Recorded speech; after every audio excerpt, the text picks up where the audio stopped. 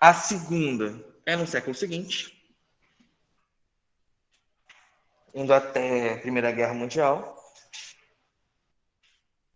A terceira foi lá pelos anos 50 e 60. Começa por ali, segue um tempinho depois. E a quarta é basicamente hoje. Não é isso? Basicamente isso. Em história, a gente acaba pegando mais as duas primeiras. A gente não comenta muito sobre a terceira e a quarta. Como vocês já viram com a Lívia, foi com a Lívia? Foi com o Jacu? Foi com a Lívia? Como já viram com a Lívia, eu não vou precisar entrar muito em detalhes. Mas só para relembrar que a terceira, a gente fala de quando começa a ter informática, basicamente informática começando e se desenvolvendo, meios de comunicação, televisão, telefone se difundindo mais ainda, etc, etc. E a atual, e algumas pessoas falam, outras não, mas está um debate cada vez mais crescente, é a de hoje, né?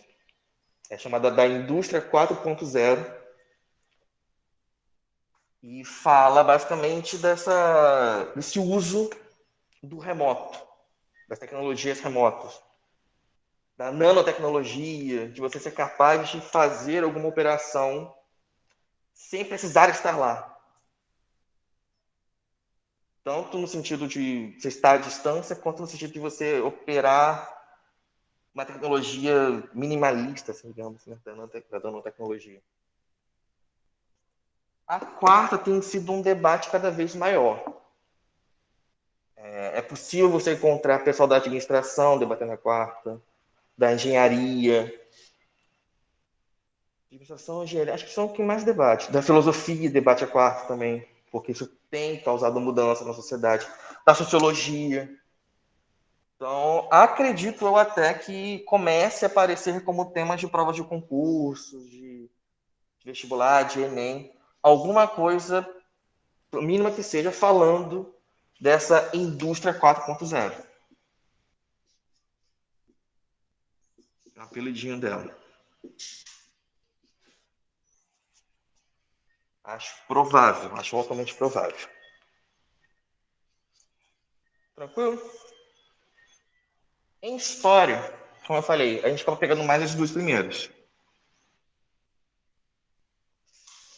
Por quê? A gente aborda mais ou menos, um pouco por alto, o que dá início à primeira fase. Gente, mosquito aqui. Dá início à primeira fase. E depois acaba entrando um pouco na segunda, por pela segunda ter sido um momento de expansão do negócio. A primeira é basicamente Inglaterra, só Inglaterra. Na segunda, há uma expansão maior da situação e há mudanças mais em escala global. Outras duas, vou deixar para lá de início. Tudo tranquilo? De boa? Beleza. Posso tagar? Você também? Você tá com o olho meio fundo. Ah, tá. Pode tirar a foto aí. Tranquilo.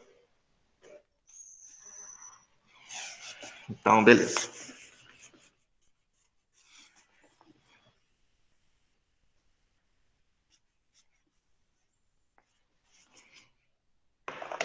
Começando pelo início, a primeira fase ocorre no século XVIII,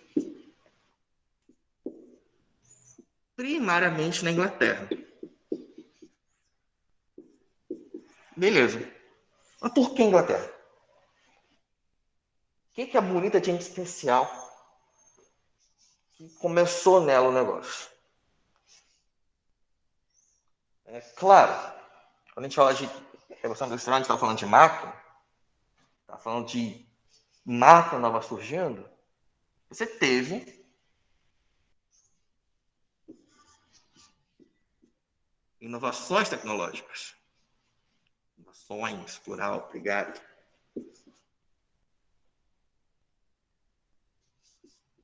Óbvio, né? Máquinas novas surgiram. Show. Mas máquinas novas estavam surgindo em outros países também. Não era só uma coisa na Inglaterra. Na França você tinha também algumas inovações tecnológicas. Por que então ficou na Inglaterra? Por que diabos foi na Inglaterra? Vocês lembram mais ou menos disso? Do porquê foi na Inglaterra?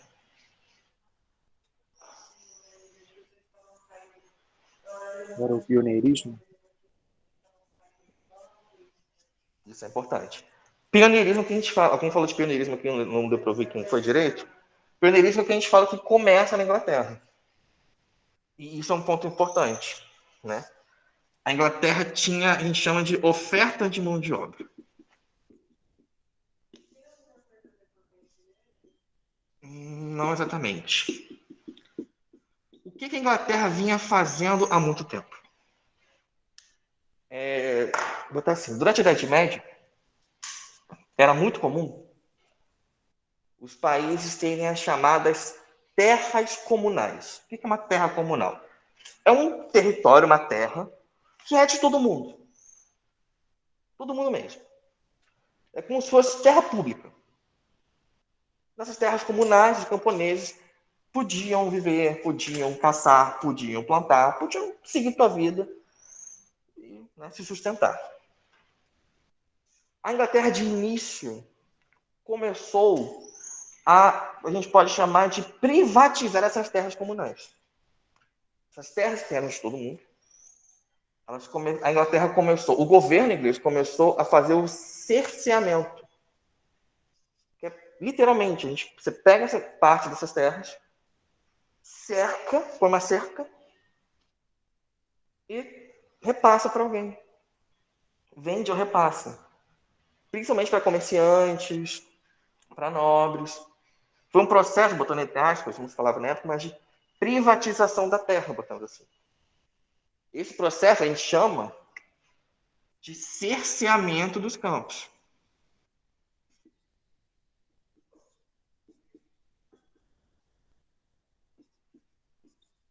Ou, em inglês, enclosure.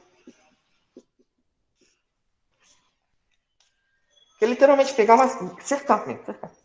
A terra que antes era pública, agora vai ter uma cerquinha. E vai passar tão dó.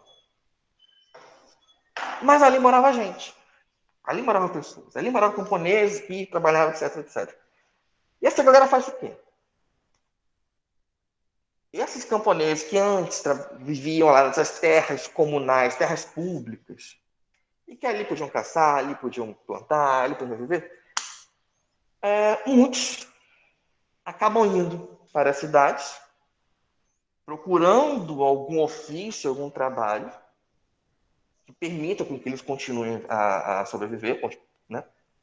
Ganhem algum dinheiro para poder comer. E alguns outros acabam ficando ainda nos campos, só se tornando trabalhadores assalariados. A Inglaterra, a partir do século XVI, principalmente, vai começar a ver essa questão dos trabalhadores assalariados começarem a surgir no campo também. Mas, de qualquer forma, essa coisa de cercarem os campos para fazer com que pessoas particulares tenham terras fez com que muita gente estivesse disponível a trabalhar. O pessoal indo para as cidades procurando emprego faz com que a gente chame, faz com que ocorra um processo que a gente chama de um exército de mão de obra. Mão de obra disponível. Tem bastante gente disponível para trabalhar. Então, essa oferta de mão de obra resulta desse processo de, entre aspas, privatização do campo inglês, que a gente chama, na verdade, de cerceamento dos campos ou enclosure. Escrito chato para aqui. Ok?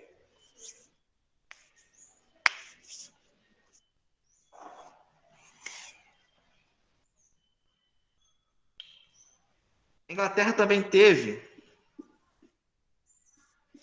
um acúmulo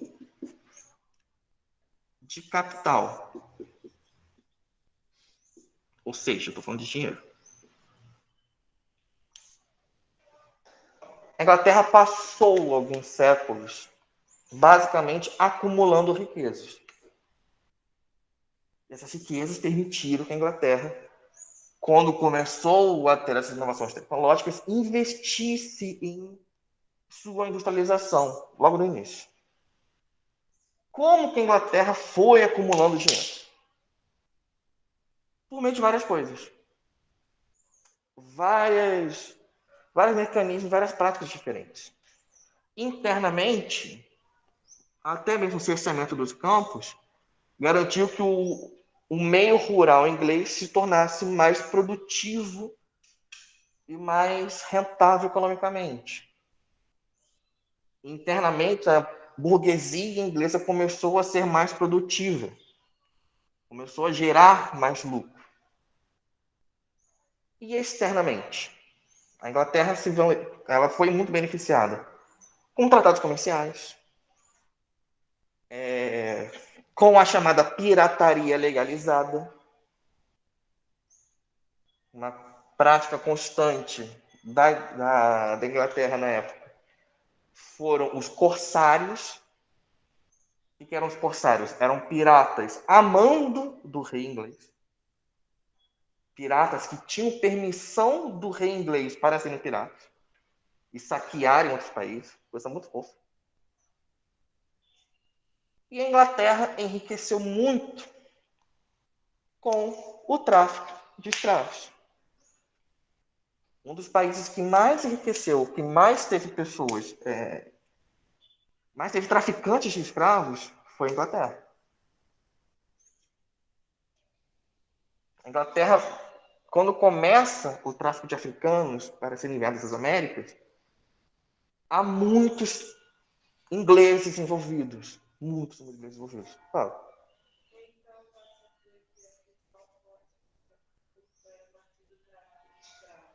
Alguns defendem que sim.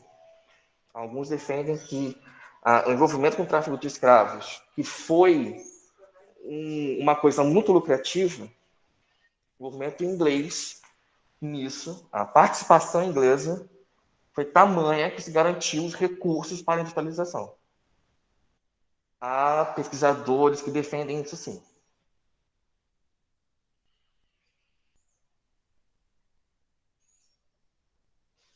Então, somando isso tudo, somando produtividade da burguesia, dos campos, etc., etc., somando acordos comerciais que favoreceram a Inglaterra sobre Portugal, sobre Espanha, e esse envolvimento no tráfico de escravos internacional, a Inglaterra foi garantindo dinheiro, foi garantindo recursos financeiros.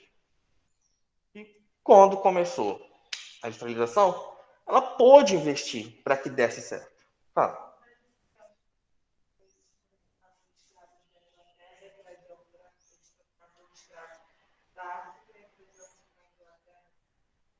Fala um pouco mais alto, desculpa.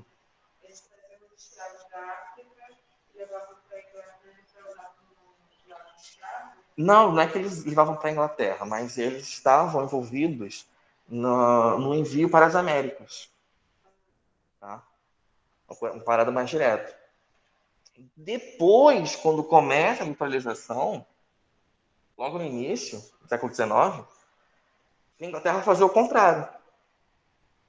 Ela vai procurar proibir o tráfico internacional. E vai começar a ser meio que a polícia internacional contra isso. No início do século XIX, a Inglaterra vai mesmo realmente apreender navios que estavam levando africanos escravizados, tomar esses navios e levá-los de volta para a África. Ela vai funcionar uma espécie de polícia internacional. Ok? Mas ela é que lucrou bastante com isso. Se você pegar relatos do século XVI, XVII, há muitos e muitos relatos sobre como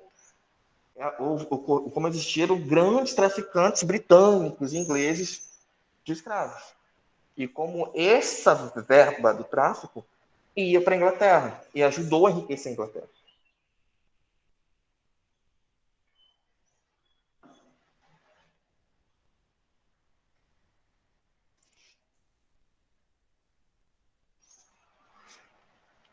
Bem? Beleza. Além disso tudo, a Inglaterra tinha, como posso dizer, recursos,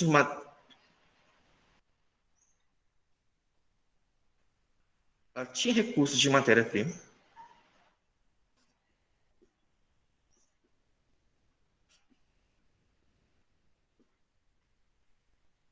principalmente carvão e ferro.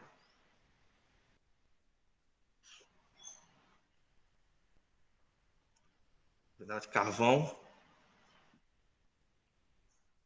ferro e lã. Não posso te dar lã. O terreno inglês possui minas de carvão e de ferro, que na época começaram a ser os principais alimentadores das indústrias. Mas além disso,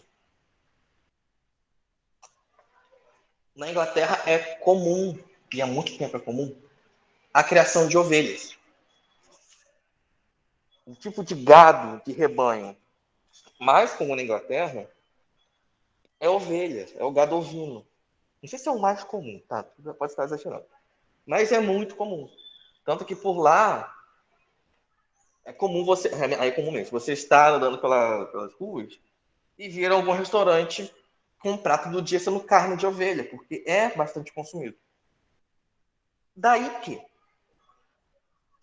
a industrialização começa na Inglaterra muito ligada à indústria têxtil, a fazer tecido, a fazer roupa.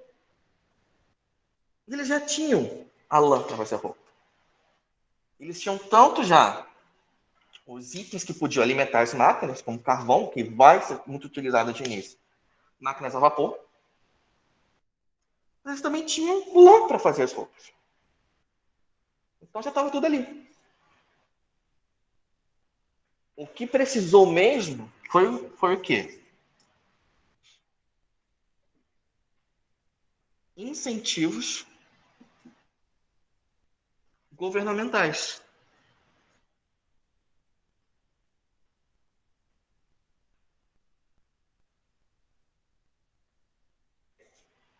Beleza, a Inglaterra tinha dinheiro, a Inglaterra tinha não sei o quê, a Inglaterra tinha não sei o que lá.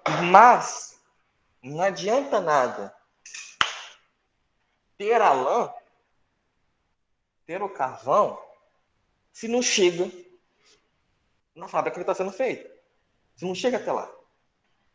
Não adianta nada fazer a roupa e tecido se isso não chega até a cidade. O governo inglês, o próprio governo inglês, começou a atuar para criar uma espécie de sistema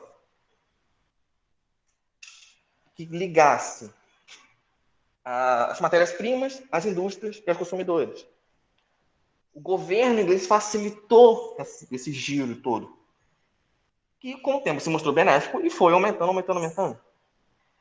Não demoraram poucos anos, para o governo inglês começar a investir, quando começou a surgir isso, em ferrovias.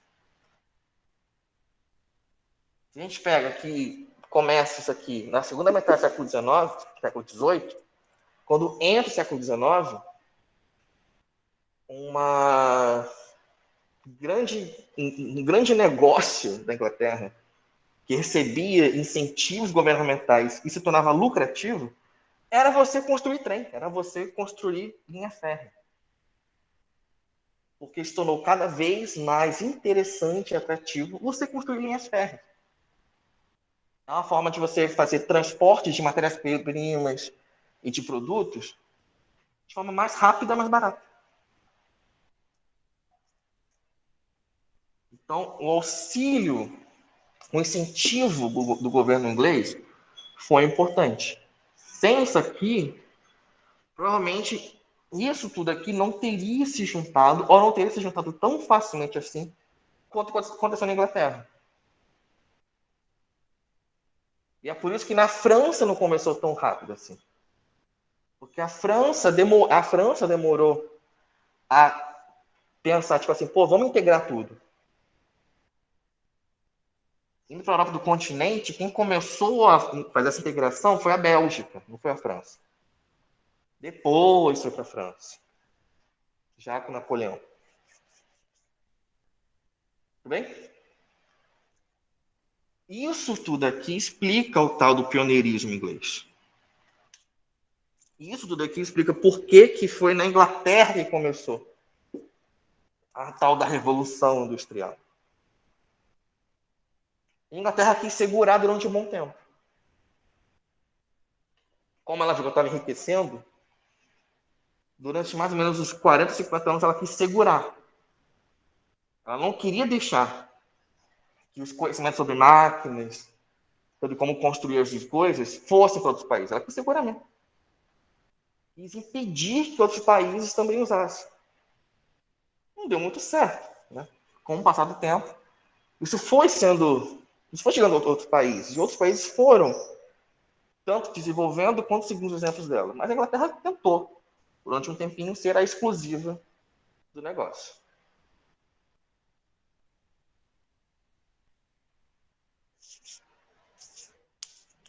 Tudo bem? Uma pergunta até aqui? Tranquilo? Bem tranquilo, bem tranquilo. Tá?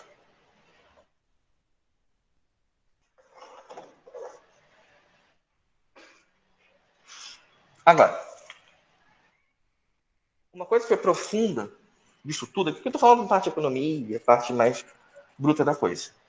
Uma parte intensa disso foi o impacto social.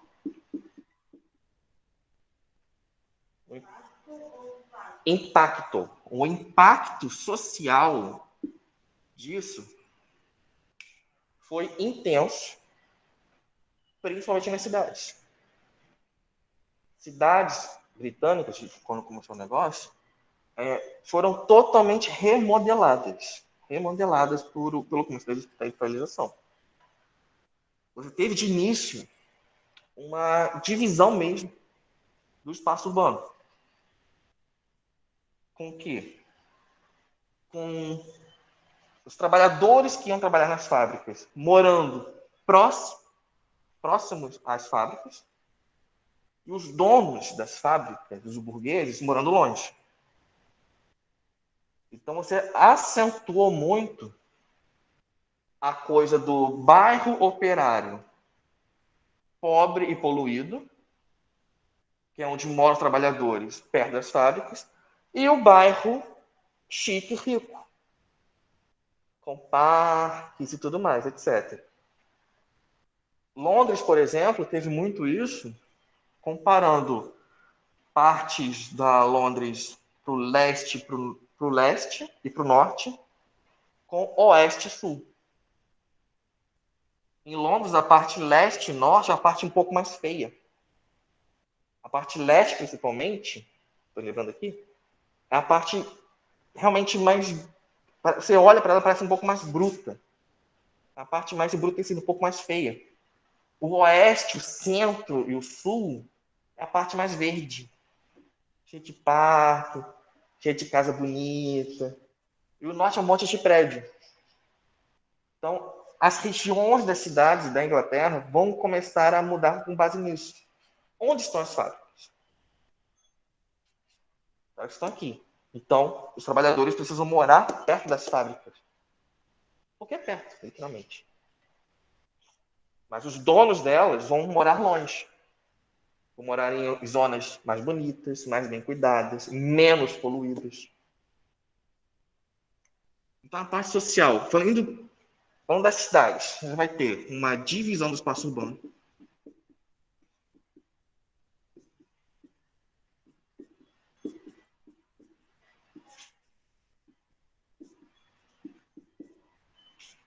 Você vai ter uma poluição cada vez mais crescente. Tá? A poluição das cidades como fruto da industrialização só começa, de fato, a ser uma preocupação internacional, se salvo engano meu, a partir dos anos 50 do século XX. Salvo engano meu. É após a Segunda Guerra Mundial que a poluição se torna uma preocupação internacional. Até lá, o fato de você estar poluindo a cidade, poluindo os rios, poluindo as matas, por causa da industrialização, não era uma preocupação. Você fazia porque, enfim, ia fazendo. Tá? Então, de início, poluiu-se bastante. Poluiu-se bastante. Daí as histórias dos rios ingleses ficarem fedendo ao ponto de atrapalhar a vida das pessoas. E depois terem que passar por um processo de despoluição que até hoje não rolou muito bem. Mas parabéns para a despoluição deles. É sério. É sério. Eu vi o Thomas de perto, em Londres. De longe ele é lindo, de perto ele é um balão. O Thomas, ele é lindo. De longe você vê o Thomas, é uma coisa fofa, riozinho azul. Você chega na ponte, olha para baixo, é lama, meninas. Tá? O bicho é sujo. Parece balão do Guanabara. Sério, seríssimo. De longe ele é bonitinho. Mas ele tá. E tem história que no século XIX ele fedia tanto que no auge do verão, como o parlamento britânico é perto do Thames, quase que na margem, o mau cheiro atrapalhava as sessões do parlamento. Então, houve sessões do parlamento que foram suspensas porque o rio estava fedendo. E conhecendo o bicho, eu falei, realmente faz sentido. Faz sentido. O rio fedia tanto que, não, gente, vamos para casa. Vai rolar, não. Oi? Não, não, ele não fede mais. Você repara que ele ainda é poluído você chegando perto. Você chegando perto e olhando, você vê que a água é de barro, uma água suja com lama. Não é uma água limpa, sabe? Que você vai ver peixinho, não, nada disso. É uma água de valão. Só que ele foi despoluído, e se você ver de longe, ele é bonito. Cartão postal, tira fotinha, coisa fofa. De perto, não. Eu não treinei aquele rio, de nenhum. Nem quem pagasse. Não treinei mesmo. Isso só mostra como a questão da poluição foi intensa.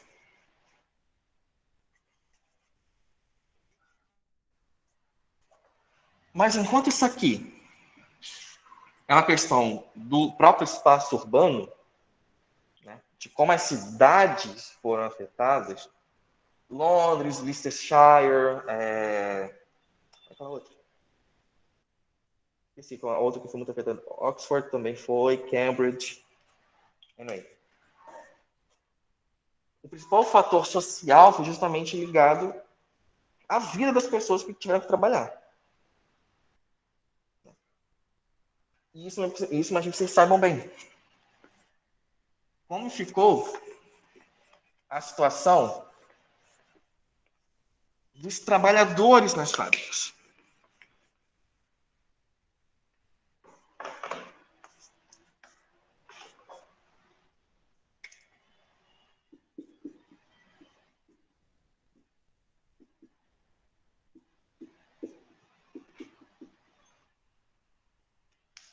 Primeiro, logo no início, as pessoas que foram trabalhar tiveram um choque com a mudança que eles passaram a viver. Por quê? Porque antes, um cara que trabalhava fazendo roupa, tudo dependia dele, ele controlava tudo. Era ele que pegava a matéria-prima, ele que fazia o negócio, ele que vendia. Agora, ele indo para a fábrica que faz a roupa, ele está excluído de tudo. Ele foi contratado só para fazer uma função. E só. É daí que a gente chama de alienação.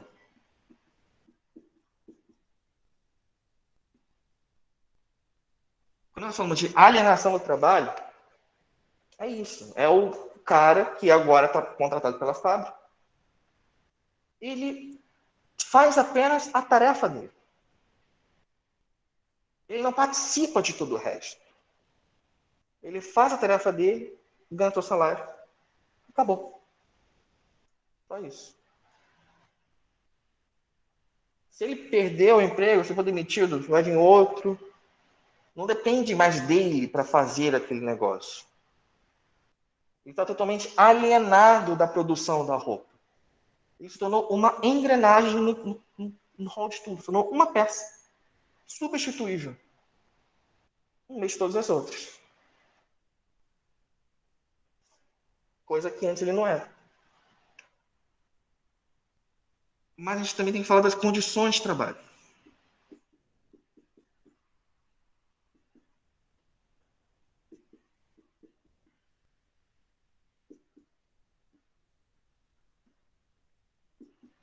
Hoje, nós somos acostumados ao trabalho ter regras. Né? Somos acostumados a existirem leis trabalhistas. Somos acostumados à ideia de que há uma regulamentação de máximo de horas de trabalho. Somos acostumados a existir férias, a você receber dinheiro porque você tem férias remuneradas.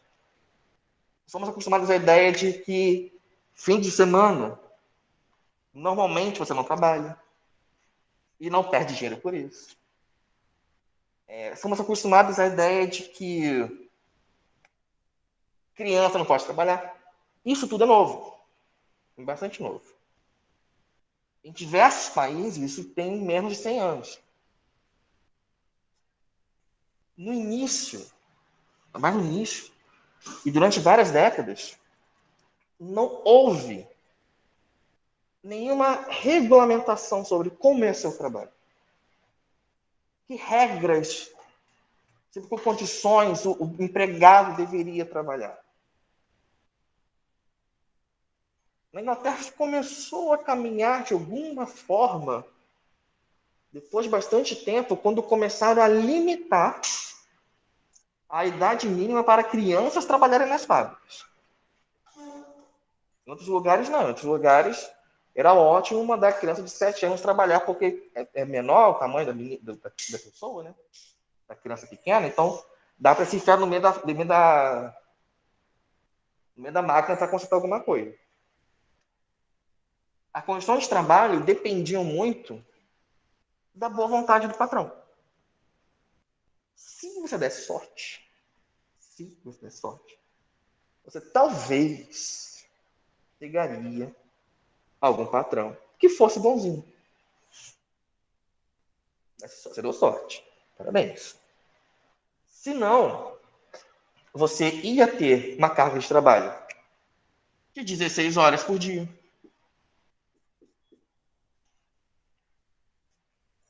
O dia tem 24 horas. Se você trabalha 16, sobra quanto para você viver?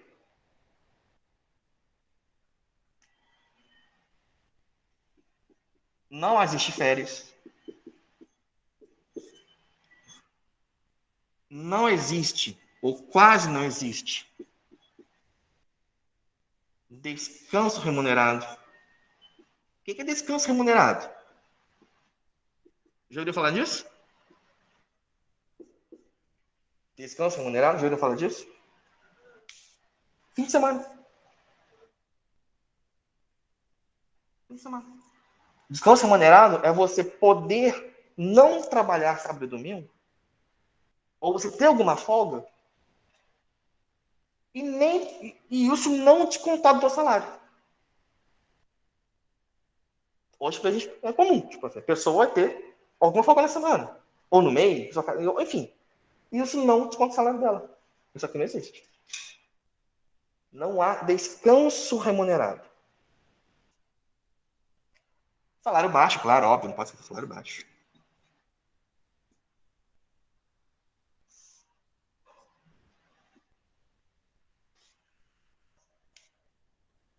Trabalho infantil, trabalho feminino, óbvio. Com um salário menor ainda, óbvio. Sem nem discussão.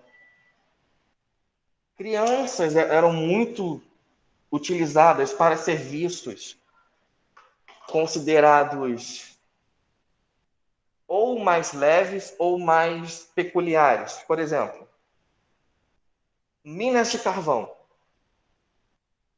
Crianças vão ser muito usadas para trabalhar nas minas de carvão. Por quê? Porque são menores. Então elas conseguem se enfiar melhor em túneis e buracos menores. Até fotos, tem muitas fotos de crianças britânicas e inglesas sujas de carvão por estarem trabalhando em minas de carvão. A Inglaterra se foi aos montes. Crianças eram muito usadas para se enfiarem em espaços das máquinas que eram mais estreitos e menores. Então, o trabalho infantil está aos montes. Tem até umas comparações de alguns períodos. Começa na Inglaterra, começa, como eu falei mais cedo, começa a se ter alguma preocupação e dá uma limitação na idade para trabalho. Se não me engano, a partir da década de 30, século XIX, a Inglaterra limitou, se não me engano, que abaixo de 10 ou 12 não podia trabalhar na fábrica. Já na França, nos Estados Unidos, está tudo bem, pode ir. De 7, 6, 7 anos, tá ótimo, tá de boa.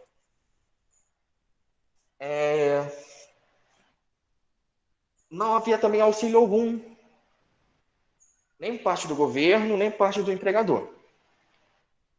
Acidentes de trabalho, doenças, etc., você dependia, se existisse, da ajuda dos colegas.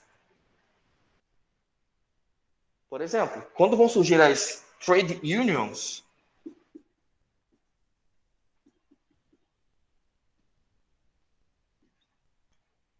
o que eram as trade unions? Que depois vão dar origem aos sindicatos. É basicamente os trabalhadores se unindo para se ajudar. As trade unions, no início delas, elas têm um caráter assistencialista. O que é um caráter? O que é uma coisa assistencialista? É você dar assistência, você ajudar alguém que está precisando.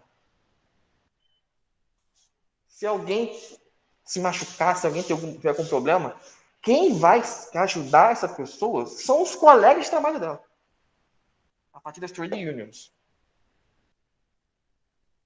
Até porque ainda não é uma época que vamos ter hospital público, não é uma época que vamos ter auxílios para a pessoa se recuperar, etc. Fala.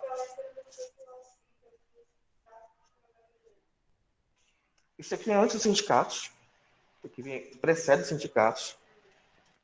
Os sindicatos ainda têm uma faceta do reivindicar. Aqui não, o início ele é basicamente assistencialista, é você dar ajuda. Os trabalhadores se organizando para eles se ajudarem.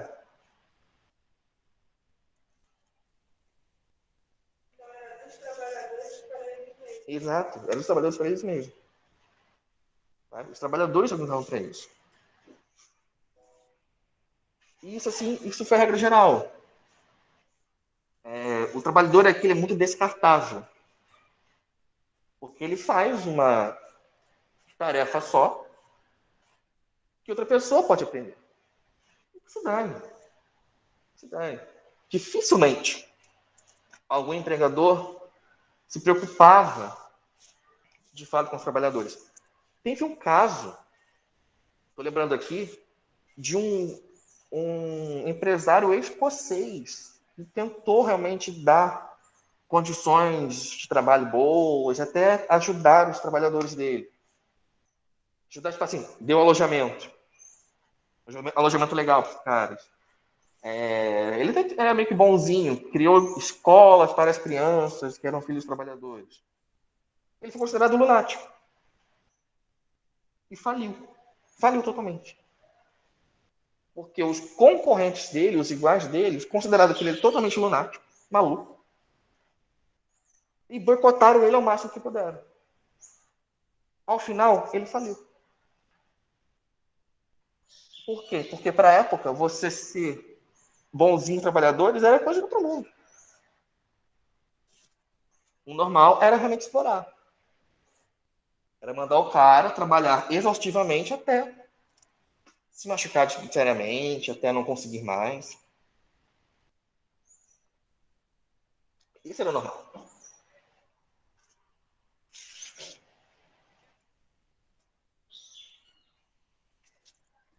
Alguma pergunta aqui? Tá tranquilo?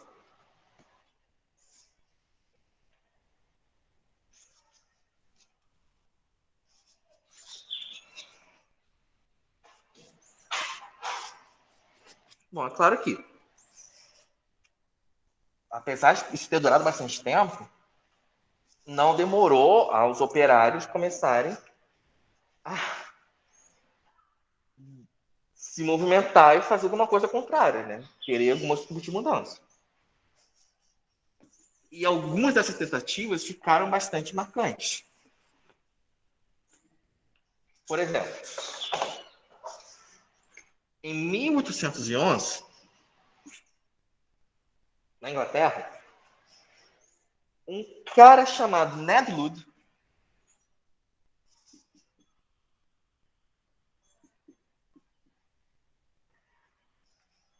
brigou com o patrão dele. Ele teve um desentendimento. Ele voltou para a fábrica e quebrou a máquina. Quebrou. Ele foi o primeiro, assim, que a gente tem noticiado, ele foi o primeiro revoltoso, botar nessa forma, né? O primeiro que reivindicou alguma coisa. Por ele ter quebrado a máquina, ele acabou criando um movimento que a gente chama de ludismo,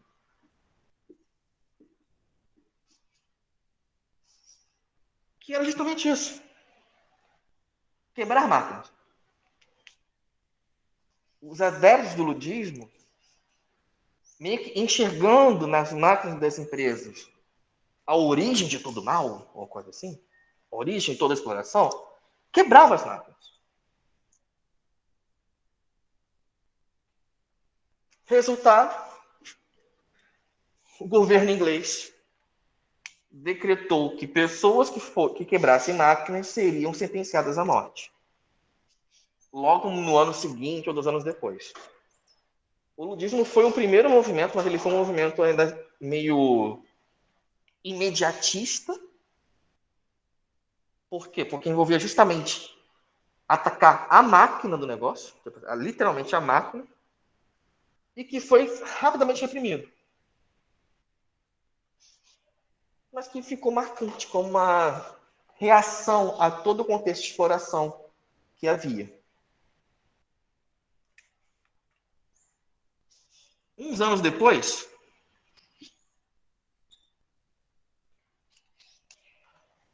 os operários começaram a ficar mais refinados na questão de como eles reagiam. Em 1938, foi enviado do Parlamento Britânico a chamada Carta do Povo,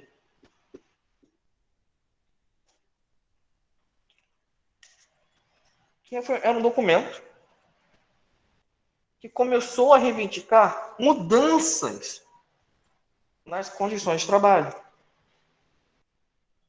Mudanças na época que para hoje são até poucas, mas para a época eram muitas.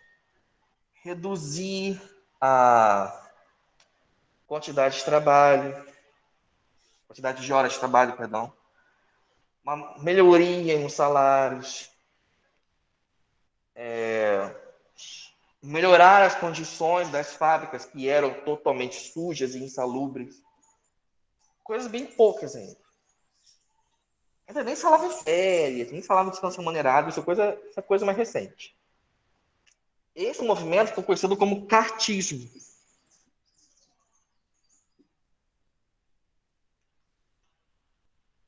Porque teve algumas reivindicações mais políticas.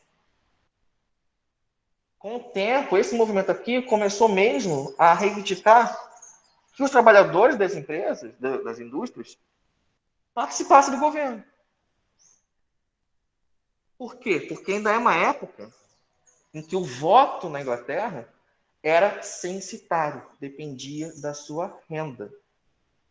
Ainda não havia um voto universal, era voto para os mais ricos.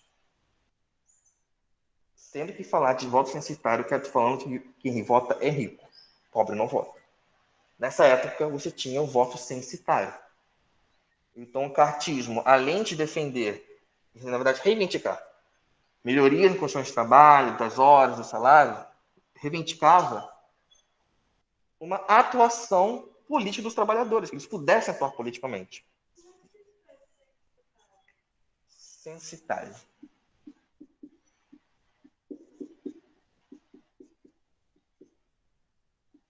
Vem do censo.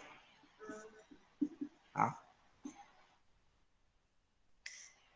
Você faz um censo, você define a renda das pessoas, e aquelas pessoas com um mínimo X de renda é que vão ter o direito ao voto. Ainda não se tem voto universal, nem masculino. Feminino, então, sonha, só daqui a 100 anos aqui na Inglaterra. Feminino nem pensa, nem pensa. Tá muito cedo aqui.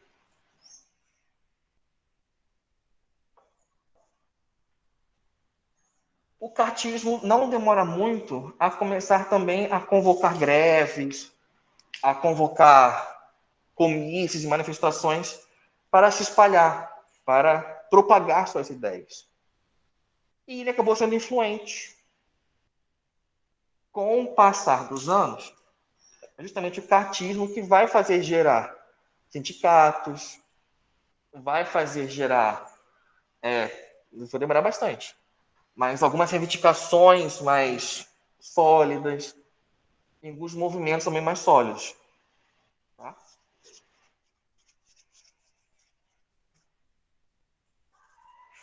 Alguma pergunta? Tranquilo? Pessoal de casa, alguma pergunta?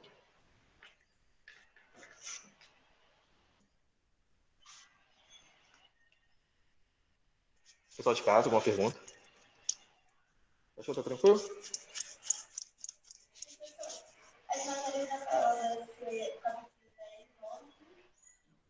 De 12, né? Eu tenho que verificar, mas acho que sim. Tô terminando já. Eu tô terminando. Fica tranquilo.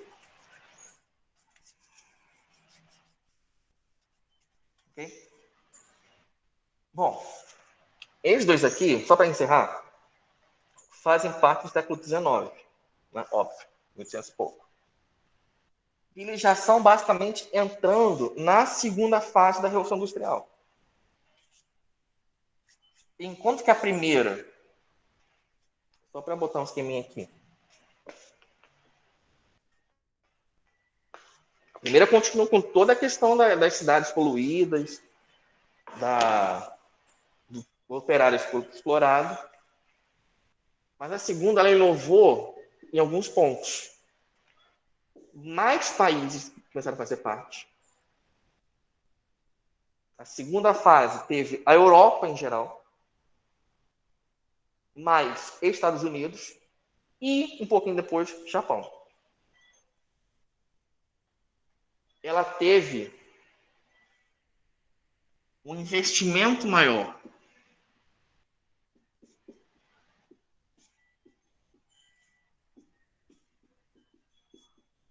em transportes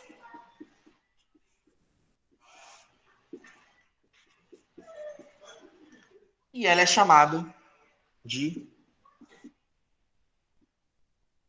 técnica científica.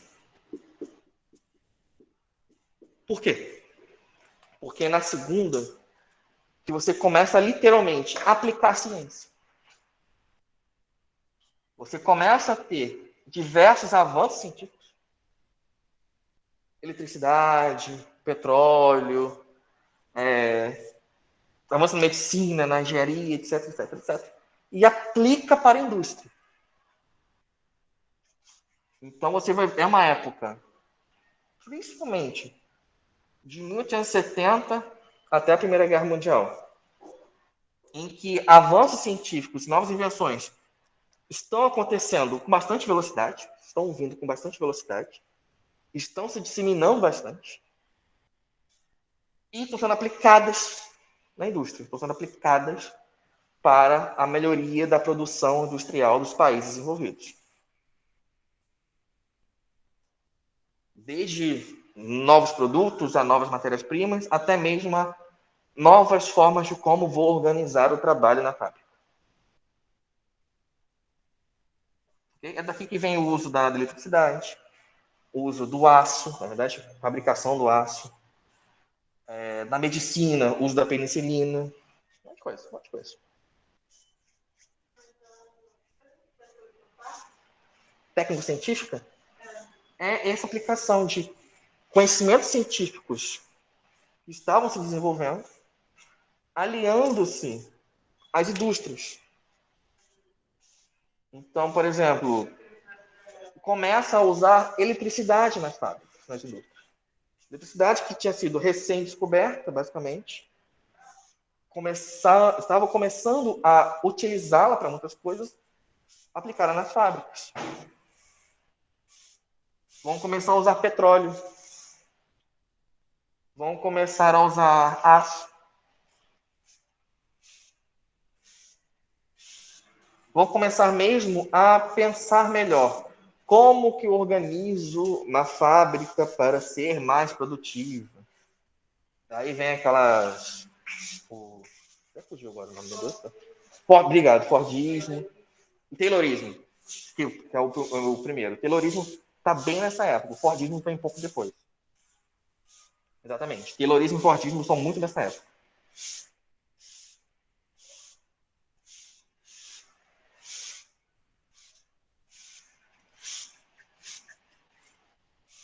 Tudo bem? Beleza? E também na segunda, só um adendo, que você começa a ter o imperialismo europeu na África e na Ásia. Sempre na busca de novos mercados e novas matérias-primas. E que lhe faz levar a Primeira Guerra Mundial, um monte de coisa, um monte de coisa.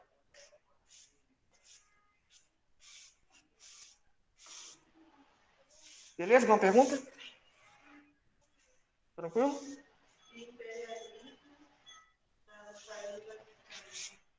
África e Ásia. Lembra que o imperialismo europeu está ligado, ele é um filho da segunda fase da Revolução Industrial, ele vai ser usado contra a Ásia e a África.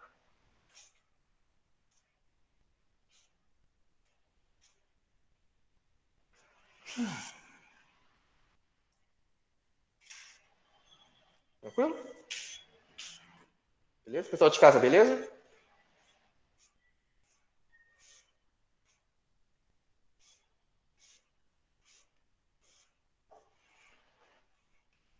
Deixa eu tirar aqui.